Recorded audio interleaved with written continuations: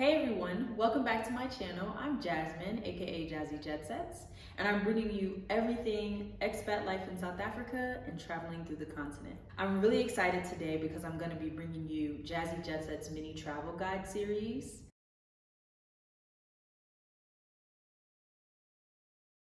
Now, this mini travel guide series is really for all of the cities on the African continent that you've been thinking about visiting, but you don't really know where to start as far as an itinerary goes. Now, in my mini travel guides, I won't be providing you with a detailed schedule of exact times that you should do certain things. Instead, what I'll do is provide you with the top things I think should at least be on your list when you do visit these cities based on my experience.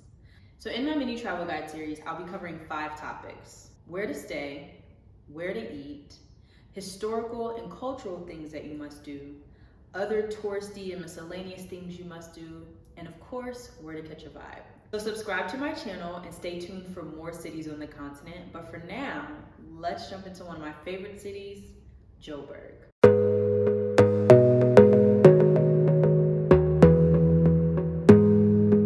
Where to stay in Joburg?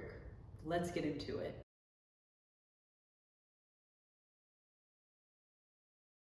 Now, of course, one of the top areas to stay in Joburg would be Sandton.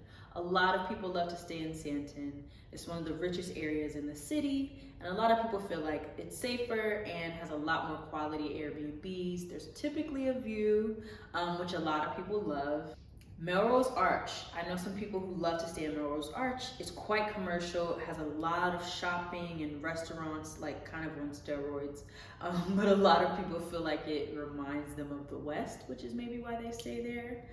Another part of Johannesburg that is really good for lodging if you are visiting for a short term is Rosebank. It's a really good area to stay in. It's really convenient. It's near a bunch of bars and restaurants. There is shopping. You can basically figure out or find anything that you need in the Rosebank area if you stay there. Another good place to start with lodging and specific areas in Johannesburg would be the parks. So Parkhurst, Parktown, Parkmore, Parkview. Usually the parks offer high quality Airbnbs and they're pretty safe as well. Where to eat in Joburg?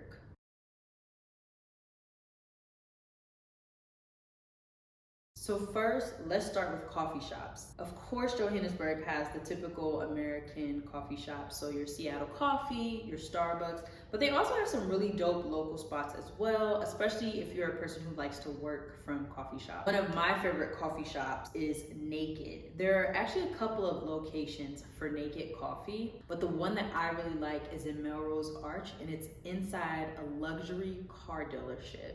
So you're literally sitting amongst luxury cars in this really cute coffee shop.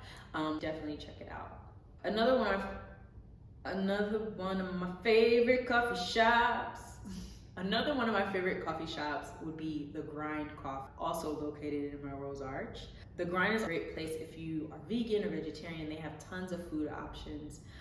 It's a really nice, quirky coffee shop. Let's move on to breakfast slash brunch slash lunch. So 44 Stanley is a really dope area that has all these really eclectic and artsy shops. So I'm talking wine shops, vinyl record shops, chocolate shops. They also have some cafes there. One of my favorite places to eat brunch or lunch or breakfast is Salvation Cafe. Another great spot for brunch, lunch slash breakfast would be the WHIPPET at Linden. It has great food, great mimosas. They have different flavors. It's a quaint little cafe for dining. Another brunch spot that I've recently tried is Glinda's, which is located in Sandton.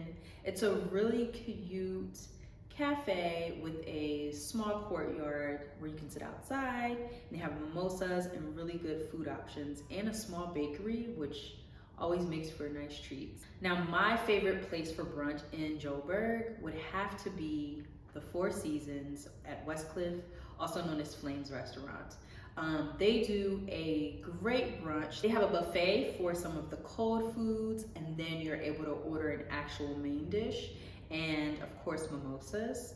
I would say the best part about the Four Seasons brunch for me is the view, and that it's just really nice with the girls.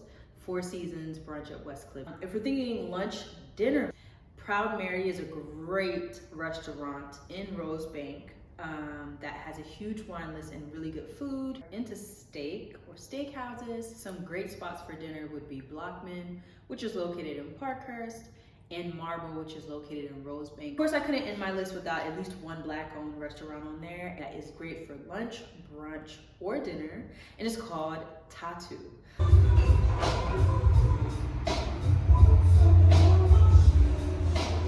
I recently visited Tattoo and the place is beautiful. I mean, the food was amazing. They had a little music vibe going. The bar is extensive. I would say that's one of the places you should definitely try to visit in the Lobo. If you're looking for something a little more fancy for dinner, a place with really nice drinks, I would suggest Tang, which is a very nice Asian fusion restaurant, and Zuix, which is also located in Sandton and quite new. So now, historical and cultural must-dos for Johannesburg.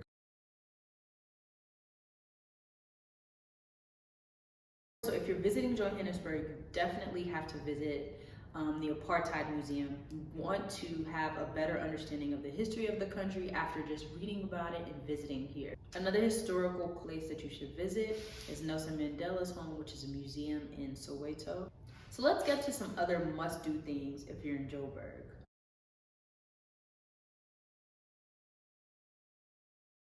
The great thing about Johannesburg is that there are a bunch of markets in the city. So there's Four Ways Market, there's Waterfall Market.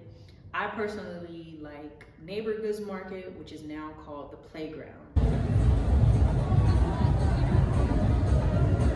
It's a really cool market that has music, food, drinks, bunch of vendors. It's a really great way to start off your Saturday if you're looking for something to do early in the afternoon to kind of get the vibes going for the rest of the day.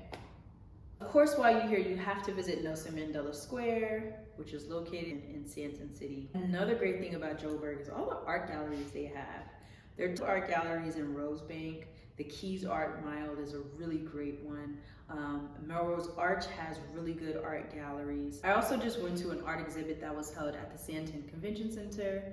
So there are a lot of options for art. So if you are into art and you visit Johannesburg, I think you'll leave here pretty satisfied. Last but not least, where to catch a vibe.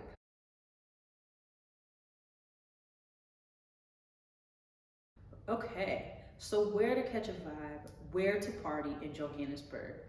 Honestly, there are tons of options in this city, and I feel like anywhere you go, most likely you'll have fun. But I'll provide you with some more chill options, and then I'll get into some places where you can actually party quite hard.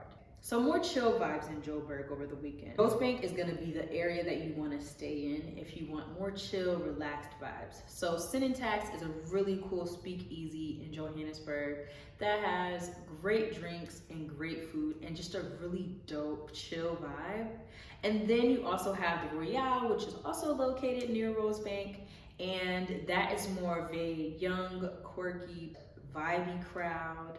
They always have really good drinks and good music, so that's a great option if you're looking for something more chill. There's also the Hallmark Hotel, which is located in Maboneng and has one of the best views of the city from their rooftop. It's a great place for getting drinks. So the most popular on my list of chill spots is called Saints. It is one of the most popular restaurants slash lounge slash bars to go to. It's located in Sandton, and it is chill, but it does turn up as the night goes on. So if you don't want to go to an actual club, but you want to be out maybe until midnight, I would say Saint is the perfect place for you. The drinks are good, it's usually a nice crowd, and the DJ is always really good on Fridays and Sundays. Now for my party people. I would say one of the main places that you should try out is Rockets, which is located in Bryanston. It's a pretty popular club in Joburg and a lot of people like it. It's usually a good crowd and they typically have really good DJs that come through Rockets. Some clubby clubs that are located in the Rosebank area that a lot of people like to go to would be Sumo and Montana. Most people go to them after Saints, maybe on like a Friday or a Saturday night. And then last but not least, the big major club that you've probably heard of is called Konka. It's located in Soweto, and I don't really know what else to say besides it's really a vibe. If you want to go to club, you're trying to get a section, you want bottles, you want to hear the best DJs, Konka is where you need to go. So that wraps up our first mini travel guide for Johannesburg. Stay tuned for other cities on the continent. Don't forget to like, share, and subscribe, and let me know what other cities you want me to include in my mini travel guide series.